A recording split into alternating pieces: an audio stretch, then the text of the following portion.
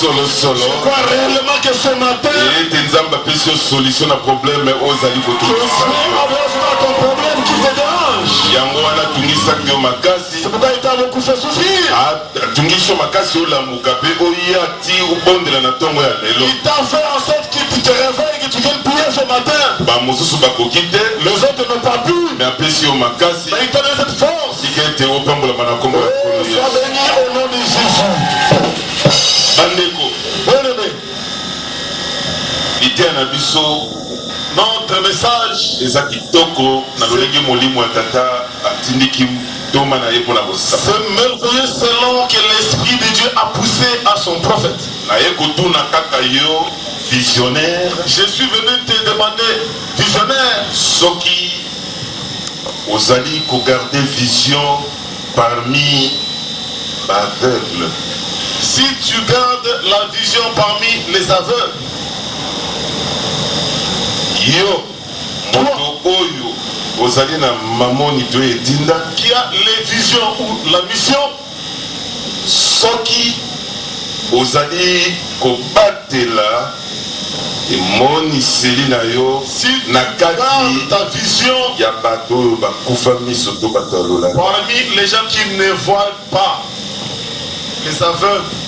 naokamata makomi ya nzambe mpe tokotanga na mwa mokuse Nous lirons dans le livre de 1 roi, chapitre ezalaki 18. na lisolo moko Il y avait une histoire, ya moto moko na nzambe un homme de Dieu na mosali na ye. et le prophète. bongo mosali Alors, le prophète, ate mosali les ya moto na serviteurs nzambe de l'homme de Dieu azalaki komona te, ne voyaient pas. kasi mosakoli asi amonaki. Mais le prophète avait déjà vu.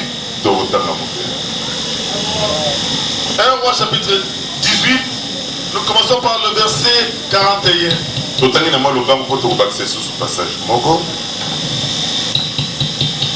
Et Élie dit à Akab, Naboye Elia alobaki na Akabi, monte, mata mange et bois, lia pe mela, car il s'est fait un bruit qui annonce la pluie. ezali koyokana na makelele moko oyo ezali kolakisa ete mvula elingi kobeta. moto na nzambe asi ayebaki ke eza na makelele moko likambo moko ezali mpe mbula ekobeta toke. Akab monta pour manger et pour boire. Akabi ye amataki mpona komela mpe kolia. Mais Élie monta au sommet du Carmel. Naboye Elia amataki kuna likolo na ngomba na Karmel. Et se penchant contre terre, Ye angumamaki boye elongi na mabele. il mit son visage entre ses genoux Pe atiaki boye elongi na ye na katikati ya mabolongo na ye. et dit à son serviteur, Pe alobi na mosali na ye na ntina oyo. monte, Mata regarde du côté de la mer. tala na ngambo na mai na mbu. Le serviteur monta, Mosali amataki il regarda atalaki et dit, pe alobi boye il n'y a rien. eloko moko ezali te. nani ayebisaki eke aloba ini ya rien po miso na ye kaka ya bomoto nde ezalaki kotala, Ce sont ses yeux physiques qui regardaient. kasi moto na nzambe Mais l'homme de Dieu, ye amonaki na emoniseli. il voyait par la vision.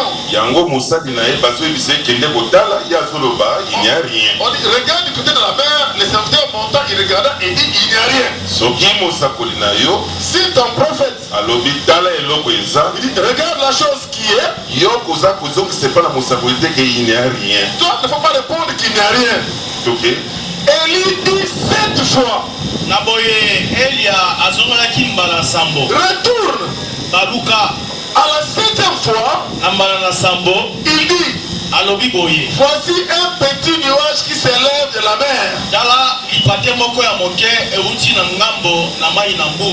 et qui est comme la paume de la main d'un homme. Oyo ezali lokola ekatelo ya loboko na moto. Élie dit, Eli alobi monte et dit à Akab, mata pe loba na Akabe attelle et descend afin que la pluie ne t'arrête pas. sa lombango kitala lombango po ete mvula ekanga yo te. En peu d'instants, Na ngonga moke le ciel s'obscurcit na boye likolo eyindaki par les nuages. na mapate. Le vent s'établit et il y eut une forte pluie. mon peuple yango esanganaki mpe mvula makasi ebetaki. Toleki tozina 2 Rois chapitre 6. 2 Rois chapitre 6 verset 15 à 23. 2 Rois chapitre 6. Tozaka toujours na likambo ya komona. 2 Rois chapitre 6 verset 15. 2 Rois chapitre 6 23. Mokanda mibale ya bakonzi mokapo na motoba. à partir du verset 15. Tila moki ya kotanga ya zomi na mitano. Le serviteur de l'homme de Dieu se leva de bon matin et sortit. Dans la Bible malade. Mosali na moto na nzambe alamukaki na tongo makasi pe abimaki. Et voici une troupe entourant la ville. Tala boye ezalaki na Na etuku batu ebele bazingi mboka. na bato bango bazingaki engumba. Donc banguna Avec des chevaux et des chars. Bango bazalaki na bampunda pe balikalo. Et le serviteur dit à l'homme de Dieu: Pe mosali alobaki na moto na nzambe. Oh mon Seigneur, Ah nkolo na ngai. wana mosali mosali azo regrete ndenge baendemi basi bazingi mboka aye mbango epa na maître pe atuni tokosala nini. ah mon Seigneur, comment ferons-nous? Ah nkolo na ngai tokosala nini? Il répondit: Ayanoli ne crains point, kobanga te. car ceux qui sont avec nous Pamba ete ba oyo bazali na biso sont en plus grand nombre que ceux qui sont avec eux. bazali na motango ebele koleka ba oyo bazali na Mais likambo bango. bango eza pasi mpo ye moto oyo bazoloba na ye bongo ye azomona bato yango te oyo bazali ebele koleka bangona espane ezaki problème. Élisée pria et dit: Elisa abondelaki mpe alobi, Éternel, Aha, Yahweh, ouvre ses yeux voilà. fongola miso na ye pour qu'il voie. po ete amono. Et l'Éternel ouvrit les yeux du serviteur, Bo Yawe afungolaki miso na mosali qui vit la montagne pleine de chevaux et de chars, de feu autour d'Élysée. yamonaki ngomba etondi na bampunda mpe balikalo na moto nzinga ya Elisa. Les Syriens descendirent vers Élysée. Bato na Suria Amen. bango bakendaki epai na Elisa. Il adressa alors cette prière à l'Éternel. ayoka ndenge asengi libondeli oyo. Il adressa alors cette prière à l'Éternel. Na boye asaki libondeli moko epai ya Yawe. mpona baveugle yango mpe bato ebele baza baveugle déjà mais moto ya nzambe asengi libondeli mpo bato oyo bakoma aveugle lokola yo ofandaka na baveugle ebele eza na lopango eza na esika yo ozalaka. Oh Éternel, Yawe, et ne frappez d'aveuglement cette nation. boma bato oyo miso. Et l'Éternel les frappa d'aveuglement selon la parole d'Élysée. Na boye nkolo ataki bango molili na miso kolandisa maloba na Elisa. Élysée leur dit: Elisa alobi na bango, ce n'est pas ici le chemin, ezali awa te nde nzela balingi et koluka. ce n'est pas ici la ville. Ezali awa pe te engumba bozali koluka. Suivez-moi et je vous conduirai vers l'homme que vous cherchez. Bolanda ngai na komema bino ti esika ya moto nini bino ozali koluka. Et il le conduisit à Samarie. Pe amemaki na mboka Oka Samaria. likambo Lorsqu'ils furent entrés dans Samarie, Ntango bakotaki na Samaria, Élysée dit: Elisa alobi, Éternel, Yawe, ouvre les yeux de ces gens fungola miso ya bato oyo pour qu'ils voient. po ete bamona. Et l'Éternel ouvrit leurs yeux, Nkolo Yawe afungolaki miso na et bango. ils virent qu'ils étaient au milieu de Samarie. Amonaki ete baza na kati na mboka na Le Samaria. roi d'Israël, en le voyant, dit à Élysée: Mokonzi na Israele komona bango alobi na Elisa, frapperai-je mon père? nakobeta nabeta tata na ngai. Tu ne frapperas point, répondit Élysée. Alobi kobeta te. Est-ce que tu frappes ceux que tu fais prisonniers avec ton épée et avec ton arc? Yo obomaka bato nini ozoka bango bato na boloko na mopanga na yo mpe na litimbo na yo. Donne-leur du pain et de l'eau, Pesa bango lipa mpe mai afin qu'ils mangent. po ete balia. ainsi dit l'Éternel. Tobete na nokolo maboko. Acclamez fort le Seigneur. bandeko na nkolo nazali kosakola na bolingo. Bien-aimé dans le Seigneur, je suis en train Jesus nazali kosakola. Jesus oui nazali kosakola Je suis en train de prêcher na bolimo na Nzambe par l'amour de Dieu bisakoli ya Yahvé. les prophéties de l'Éternel. Ngai naza na kondima Moi j'ai la foi. soki obotamaki aveugle Si tu étais né aveugle mpe okoli aveugle et tu es né aveugle mpe ofandi na kati ya baveugle et tu habites parmi les aveugles, ata koza na miso oyo oza nango na mutu na yo bien que ayant les yeux physiques que tu as là, me ngai na mawa ya Nzambe na ntongo ya lelo moi par la miséricorde de Dieu ce matin, lokola mosakoli na Nzambe comme étant prophète de Dieu, nakosenga Nzambe je demanderai à Dieu afungola miso na yo qu'il puisse ouvrir tes yeux omona pour que tu vois oyo okoki komona te ce que tu ne pourras pas, tu ne pouvais pas voir. betala lokolo maboko aza Nzambe. Mais pour le Seigneur et Dieu. Bandeko Bien-aimé, bonzambe ezali etelo mobimba to ekole mobimba la divinité c'est toute une école. mpe bonzambe ezali expérience Et la divinité c'est aussi une expérience. expérience na baoyo basala kala na Nzambe L'expérience avec des gens qui sont chevronnés depuis longtemps avec Dieu. oyo Nzambe ayeba bango bango mpe bayebi Nzambe Les gens dont l'Éternel connaît par leur nom, dont eux aussi connaissent Dieu, bango nde na ngolu wana sont ces gens par cette grâce-là. bango nde bayoki Nzambe basaleli Nzambe Ils ont écouté Dieu. à partir ya inspiration to emoniseli bakomi buku oyo biso tosimbi tolobi Biblie. Ils connaissent Dieu, ils ont servi Dieu. À partir de l'inspiration, ils ont écrit ces livres que nous tenons, que nous appelons. soki bamonaka te S'ils n'avaient pas vu, soki bayokaka te s'ils n'avaient pas entendu, soki basosolaka te s'ils n'avaient pas discerné, elivre oyo inspiré babengi Biblie ya nde fai na maboko ya bato te n'allaient pas toucher ces livres inspirés qu'on appelle Bible. yango napambolaka mingi C'est la raison pour laquelle j'ai béni basakoli ya Nzambe les prophètes de Dieu. oyo nyonso baleka na kati ya mokili oyo D'autres fois qui ont vécu, mpe basaleli Nzambe qui ont servi Dieu. Nzambe akontinue kobambola misala na bango ekoba kokoba mpe ekobaka toujours. Continuez à bénir leur ministère, que cela puisse prospérer. nalingi kolobako Je voudrais dire ceci. Si soki bokoki koyoka moto na Nzambe na ntongo ya vous lelo pouvez bien me prêter votre attention. peuple nyonso Tout peuple, famille nyonso toute famille, village nyonso tout village, esika bato bafandi là où les gens habitent. botala ndenge Nzambe akabola makambo ya mokili Regardez comment est-ce que Dieu a dit. mpe ndenge Nzambe atambwisaka bato Comment est-ce que Dieu conduit les hommes. mais eza na bato motu makasi nde moto bakomprenaka te ndenge nini Nzambe atambwisaka Il y bango a qui des incrédules qui ne comprennent pas comment est-ce que Dieu les conduit. esika bato bafandi Là où les gens habitent, Nzambe toujours akamataka leader moko po leader oyo atelemi wana fo azala doté na vision moko po peuple baza nsima na ye nyonso babika Dieu choisit toujours un leader. Et ce leader doit être doté d'une vision, afin que ce peuple qui le suit puisse être sauvé. nalingi bolandanga malamu eza lipamu Mettez-moi votre monene attention, c'est une grande bénédiction. landa parole oyo Suivez bien cette parole. nazongeli koloba oyo Je me répète en disant ceci. peuple nyonso Tout peuple, soki eza famille si c'est une famille, soki eza clan si c'est un clan, soki ezali ata libota moko bobofani na kati ya ndako moko ou une famille qui habite une maison, Nzambe azalaka Nzambe na mobulu te Dieu n'est pas un Dieu de désordre. azwaka motu moko Il choisit un homme. akodote na vision ya famille wana Il va les doter de la vision familiale. bandeko fo oyoka malamu Écoutez-moi très bien.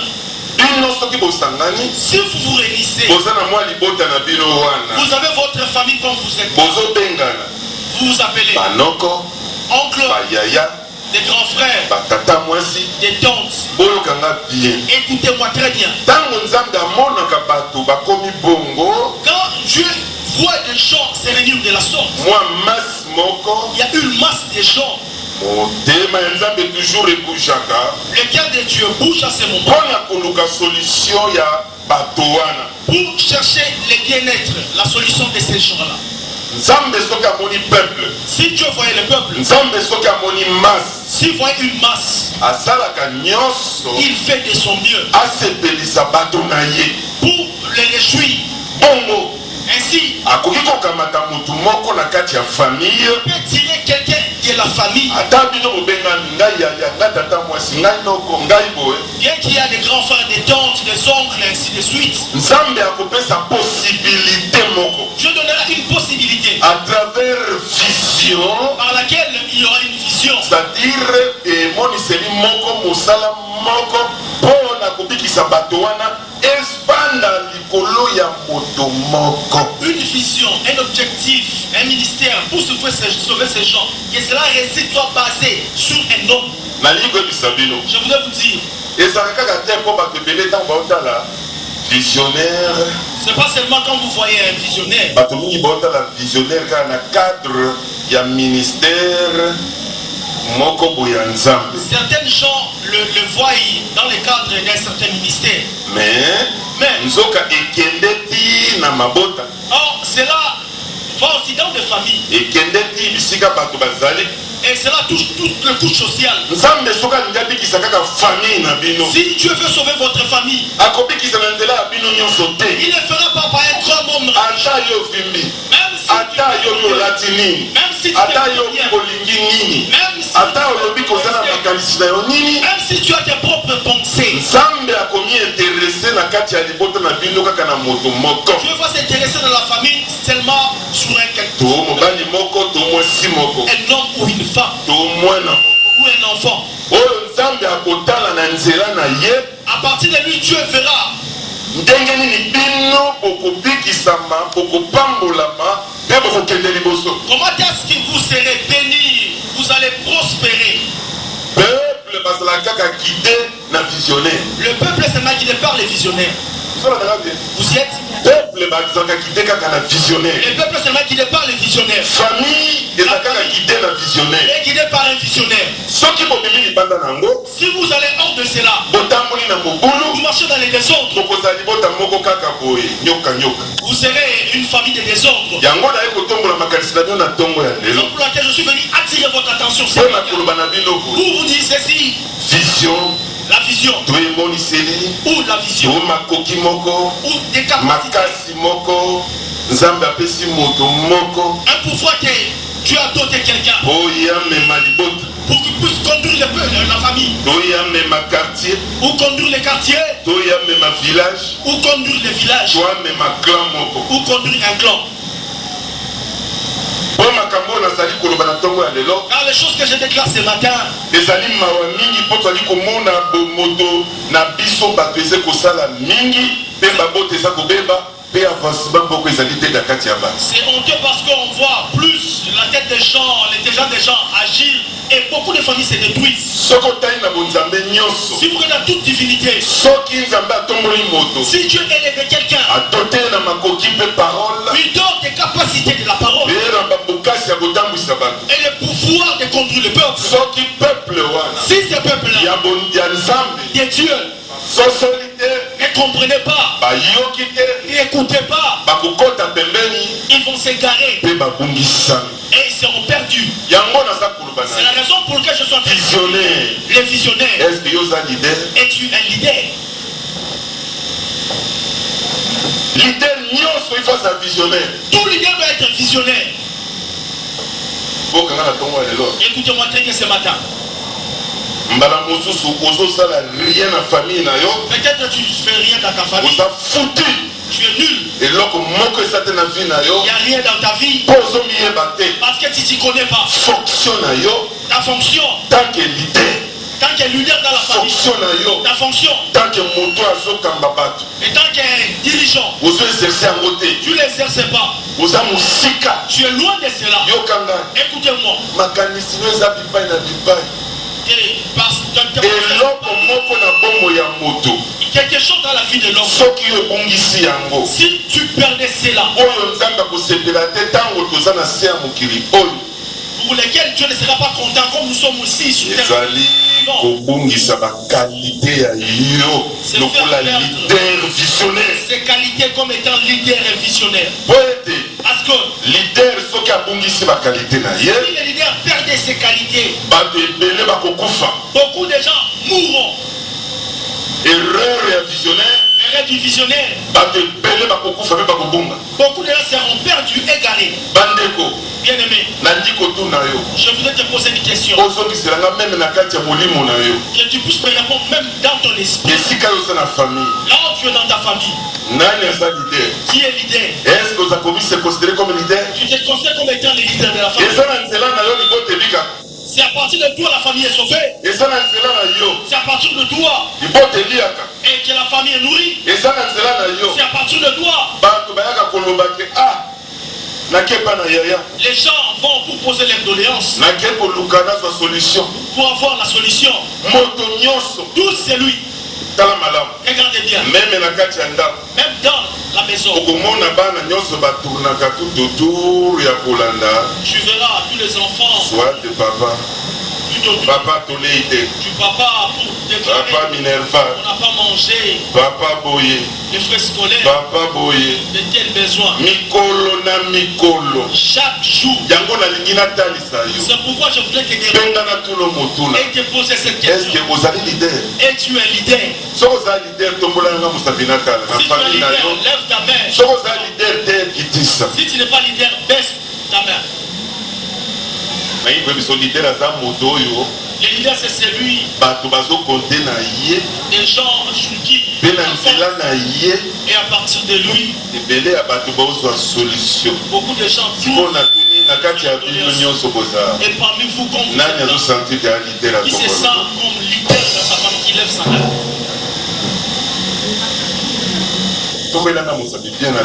Lève bien ta main, je veux voir. La famille compte sur toi.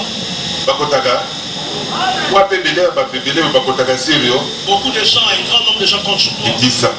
Baisse ta main. Je vais parler avec toi ce matin.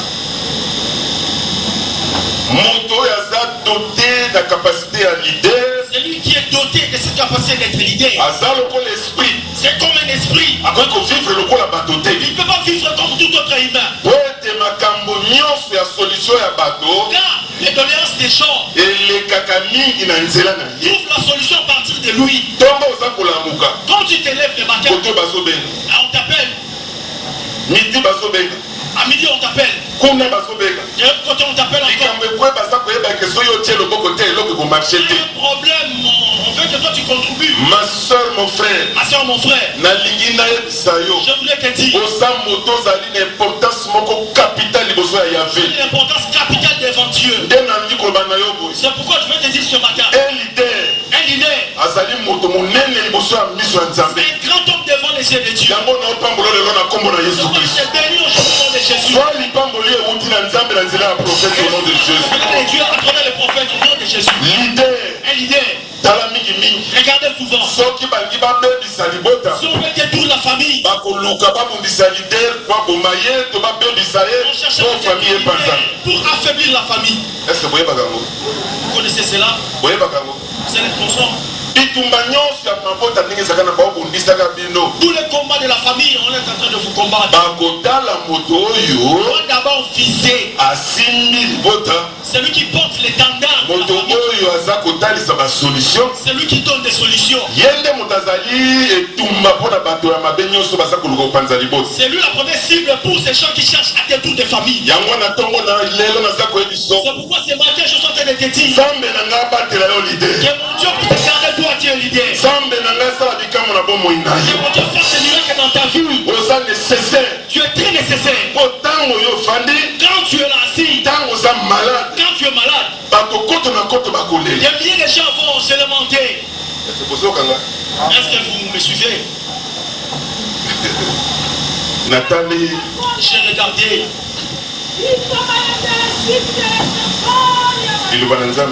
La parole de Dieu sauvera le peuple. Amen. Amen.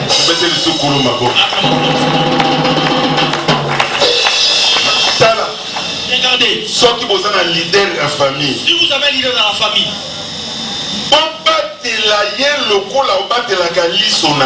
tu dois le protéger comme tu protèges ton œil.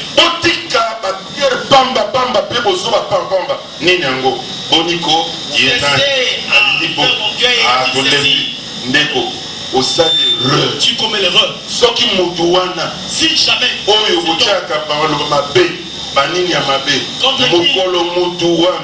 de mauvaises paroles, est-ce que vous y êtes? Amen.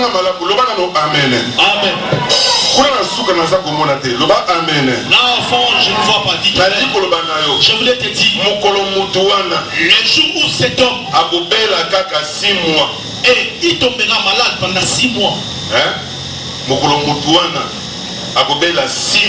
où ce leader tombera malade pendant 6 mois, n'arrive plus à marcher, n'arrive plus à faire quelque chose. Regardez, vous verrez, vous serez défiguré. Vous priez Dieu dans les désordres. Dieu! Inutilement devant Dieu. Oh, Dieu dans son plan a déjà regardé votre famille. Il a dit pour bénir toutes ces choses, j'ai besoin d'utiliser cet homme. À partir de lui, vous tous vous serez bénis. Si vous avez de mauvaises paroles, vous avez des problèmes de combat, les jours il sera là, inactif pendant 6 mois. Il n'a rien, il n'arrive plus à marcher. Tu vas regretter. Tu vas regretter. Je connais beaucoup de gens.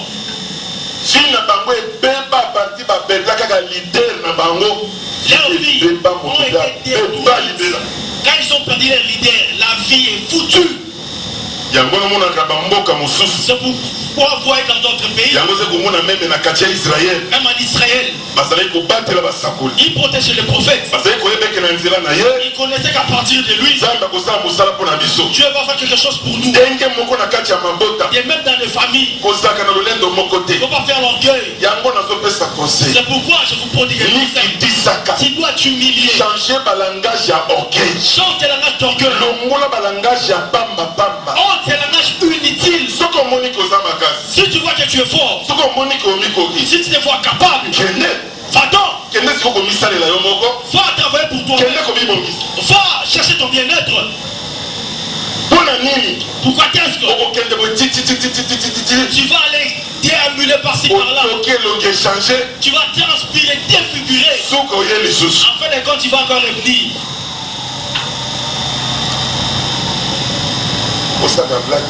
Ne blaguez pas.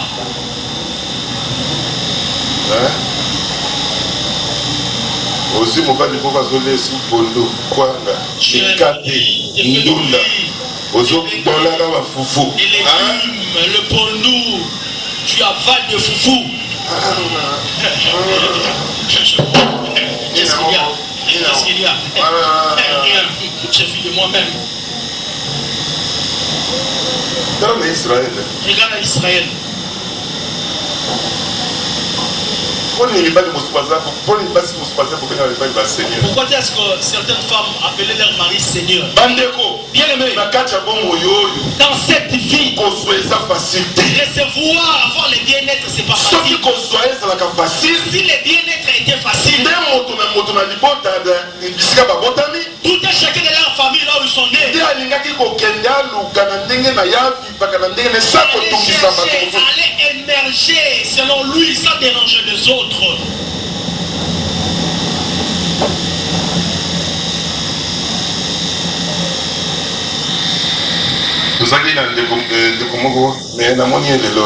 On avait quelqu'un, mais je ne l'ai pas vu aujourd'hui. Tu le verras à Kinshasa. Il faisait partie de notre église. $20,000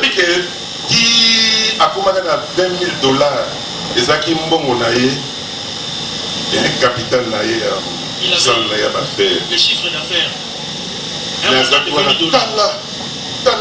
Il était là. Taxi, j'étais là. Je l'ai observé. Oh. C'est lui qui a fait que lui Et cette position, c'est son petit frère. Un jour, il est tombé en faillite, on lui a volé. Il était à l'église là, morbide, faible. Allez. Il est venu auprès de l'homme de Dieu. On s'est entretenu. Il commençait à venir la terre. Homme de Dieu, c'était mon petit frère qui est un grand homme d'affaires. Mais des fois, il a des mots durs contre moi. Comme tu vois ici dans l'église, c'est pas mon argent. C'est mon petit frère. Mais j'ai souffert. Mais j'ai refusé de l'appeler. Si tu l'appelais, il doit encore rajouter des paroles. Tu sais ce que je lui ai dit? Je lui ai dit, regardez. Tu n'as pas le droit. Car tu as quelqu'un qui te nourrit. Tu as déjà agi. Appelle-le.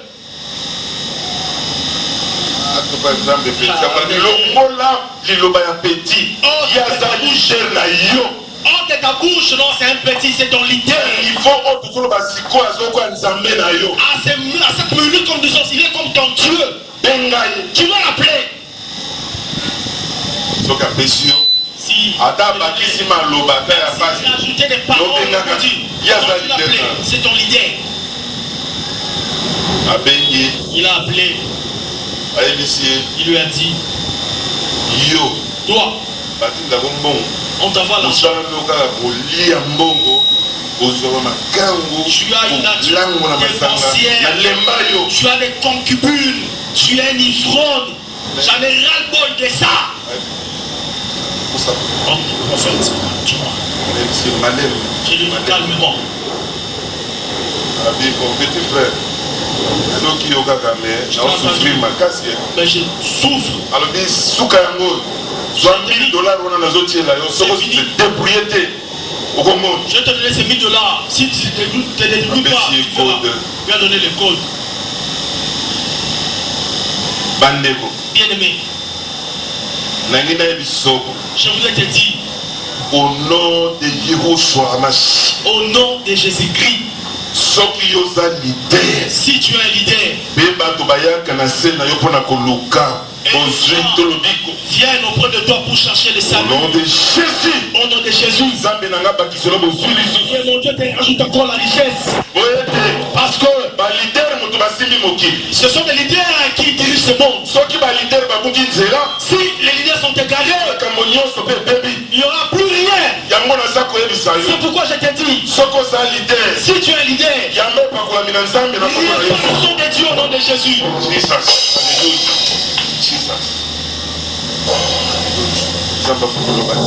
Que Dieu ouvre toutes voix. Vous êtes leader. Tu es leader.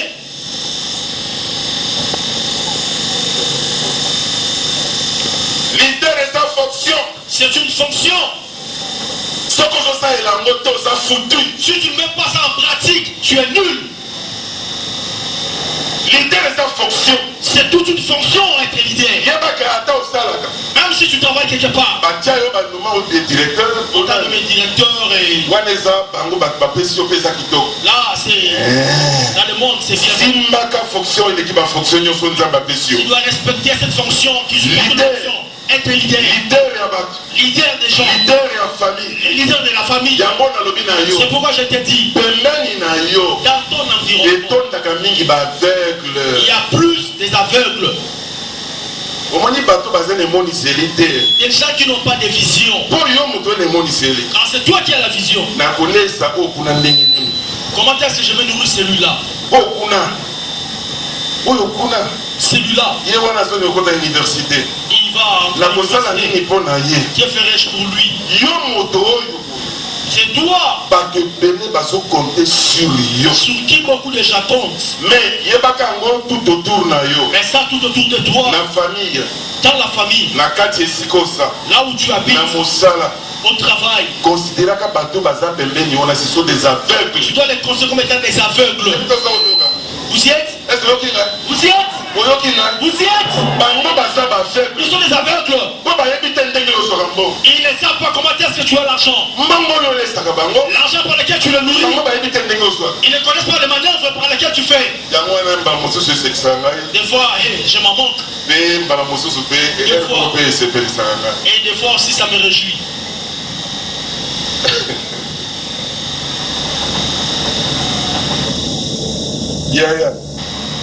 Bonjour. Bonjour, mon frère. On met de côté là et les choses de Dieu. Du côté humain, quelqu'un est né dans une famille. Bonjour. Bonjour, mon frère. Bonjour. Bonjour.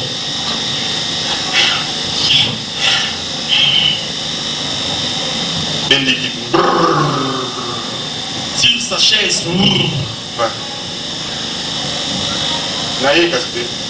Je suis venu. Comment ça va? Tu vas bien? Je me dérange, vraiment je souffre. Qu'est-ce que tu dis? On parle après. 10 000 euros c'est 10 000 et après on verra.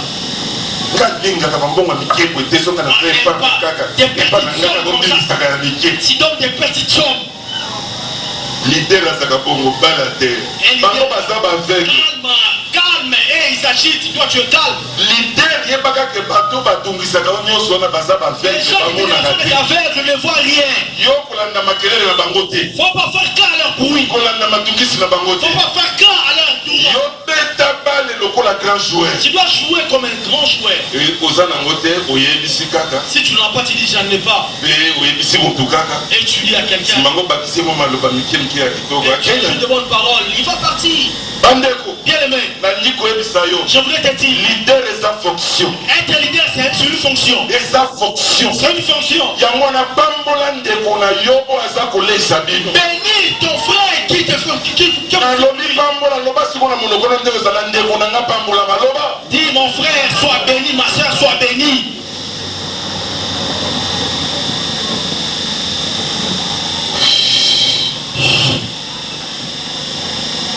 Un enfant qui est né dans une famille. Ebele, batangi, bangonyoso, bamusu batangi, basisi baklasse. Des gens étudiés, qualifiés. Batangi, mais n'a pas. Alandaki na yenzela mususu asali makambu na ye, bafer na ye. Il a vaqué à ses. Zaba tomboli e koleka bangonyoso qui m'a fait la société à minene. Dieu l'a élevé plus que tout le monde, il a même fait. Akamati na ba grand frère na nyonso atie bango na kati ya société. Il a même engagé ses grands frères dans sa société. Yozala kuna bango nyonso. Il les a engagés tous. Bandeko. Bien aimé. Asombeli moko moko moko lopa. Il a acheté une parcelle, maison, tout est chacun. Et des gens qui viennent le demander.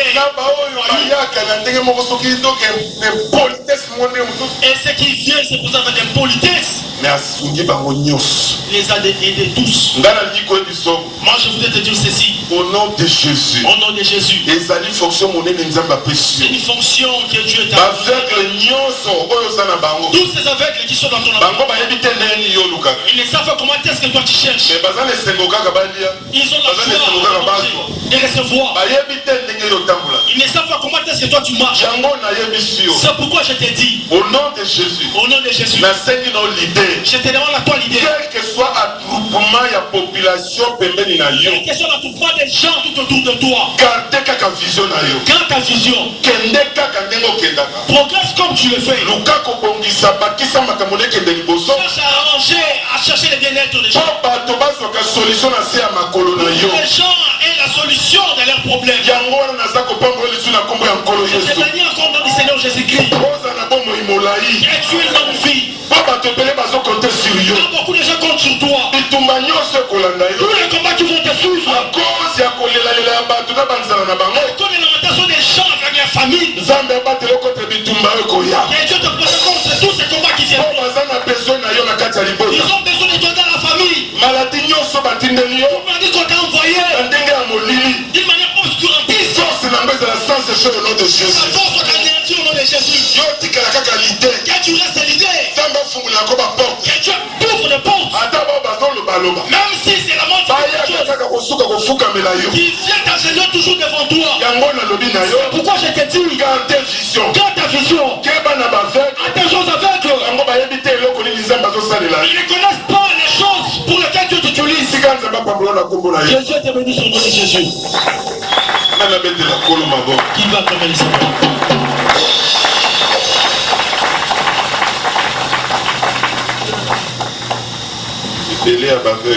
Beaucoup d'aveugles.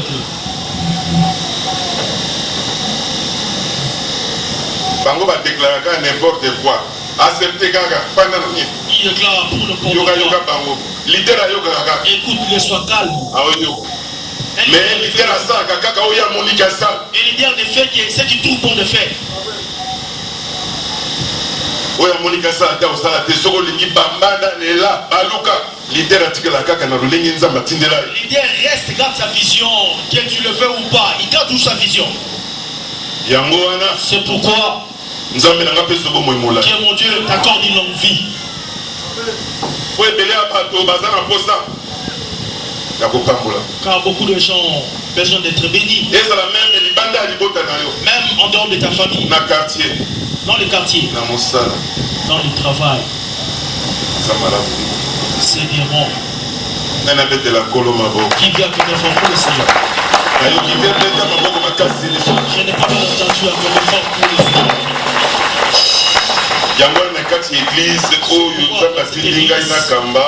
Que Dieu m'a envoyé pour conduire.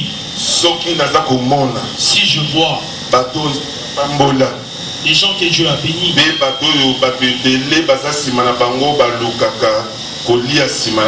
des gens sur qui des gens, si vous êtes beaucoup dans les ministères, si vous êtes dans les ministères, je suis content, je suis très heureux. Pourquoi? Chaque matin, Dieu chaque matin, il se lève pour regarder les leaders. Car il sait que la réponse du peuple, la réponse des familles réside sur ces gens-là. C'est pourquoi le matin, Dieu doit s'élever, t'arranger, te préparer de voir. Car beaucoup de gens seront sauvés. Ferme tes yeux, lève une main.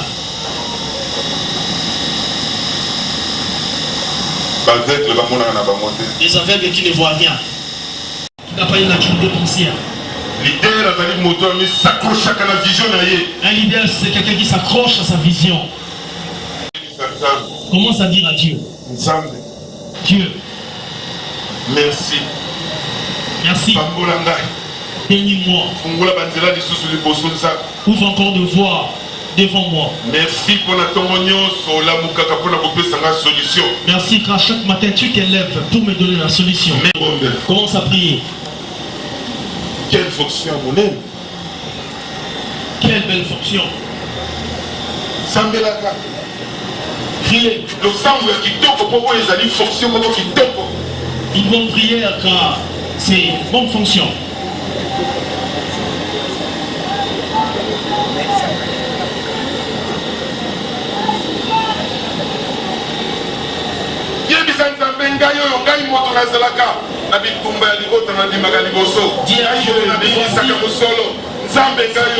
C'est moi qui conduis la famille.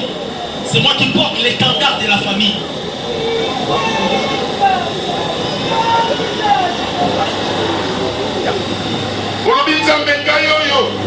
Tu es Dieu, mais voici. Regardez, bientôt c'est la rentrée scolaire. Beaucoup vont se lamenter devant moi. Ma soeur. Je écoute la prière, ma soeur.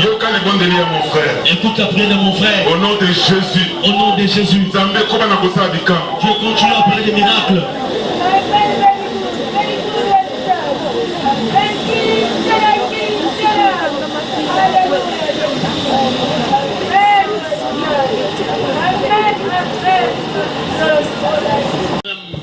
souffrance de ces gens qui sont derrière moi. Bonne de la Nzambe.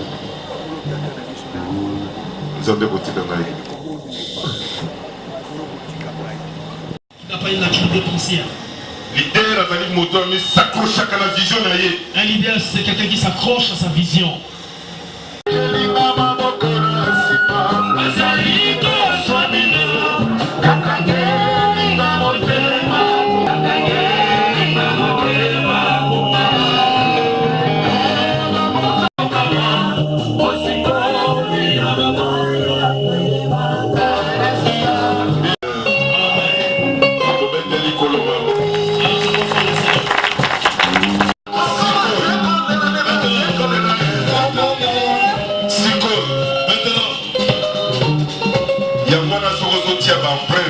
Lorsque tu mets les empreintes,